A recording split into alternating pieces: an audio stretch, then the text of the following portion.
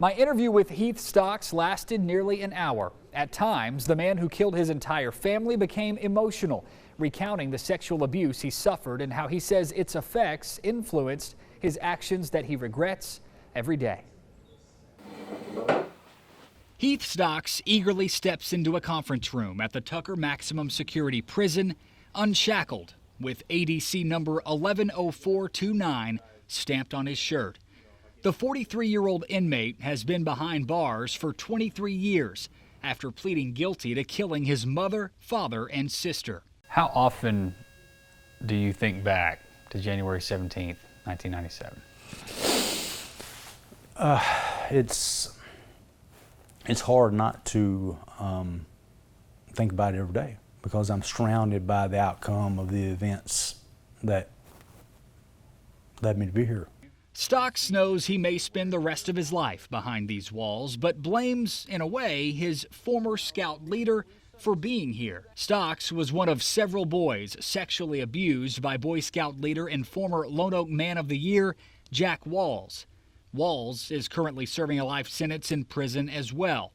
His conviction came after Stocks admitted to killing his own family. He was probably the worst pedophile in Arkansas history, to use the Boy Scouts to groom and prey on kids. I was arrested for crimes that happened solely because I had tried to end my abuse. Stocks says prison is lonely, but he's kept up with the news, especially recent reports of the Boy Scouts organization going bankrupt while facing hundreds of sexual abuse claims. This is a history of abuse that goes back to the very beginning. I think it's very important for us as a society to look at what happens to kids. You know, broken kids grow up to be broken adults. Do you have an animosity or an anger toward the Boy Scouts organization? No. The organization didn't abuse me. The organization itself has benefited countless young men. Stocks says Walls abused him hundreds of times, from age 9 or 10 up until he was arrested for his family's murders at age 20. Is there anything you would want to say to Jack Walls if you had the chance? Probably that I forgive you, because that's the only thing that's allowed me to survive with what's happened mentally.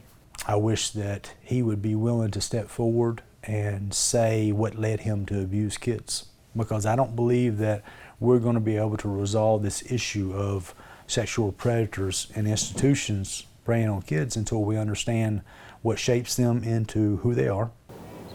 After 2 decades behind bars, Stocks holds out hope that his sentence can be reduced. He says the combination of the abuse and his parents' reluctancy to allow him to leave the Scouts traumatized him, prompting tragic results. It's so hard to explain to people and help them understand what it was like to have gone through that for 10 years and to believe that it was coming to an end, and then realize not only did I fail to stop the abuse, but my abuse ended up getting my whole family killed.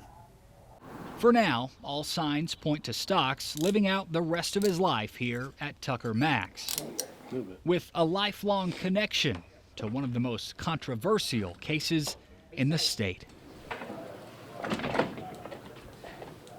Stocks tells me he is working on one final appeal to the Supreme Court. He says some details of his abuse were suppressed and weren't factored into his sentencing. He is visited by friends and family about once a month. His grandparents were his most frequent visitors. He says they recently passed away. Back to you.